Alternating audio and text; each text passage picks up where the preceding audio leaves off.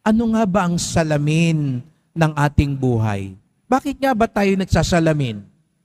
Para ayusin, tignan ang ating sarili. Kaya nga't sa mas malalim na pamamaraan, maganda rin tanungin, ano ang salamin natin sa buhay? Sa Ebanghelyo, narinig natin, napatanong si Jesus Nazareno sa kanyang mga alagad. Ang una niyang tanong, sino raw ako ayon sa mga tao? Para bagang sinasabi niya,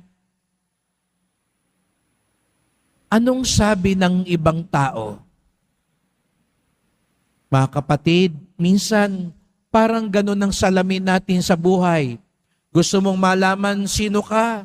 Gusto mong malaman maayos ka? Gusto mong kamustahin sino ka? Anong kailangan mong tanungin? Ano bang sabi nila? Kaya nga minsan, ganun lagi ang ating mga tanong. Siguro kanina, habang nagbibihis kayo, nakaharap kayo sa salamin, napapatanong kayo, ano kayang sasabihin nila sa susuot ko? Minsan, ang binibigyan timbang natin, ano ang sabi ng iba?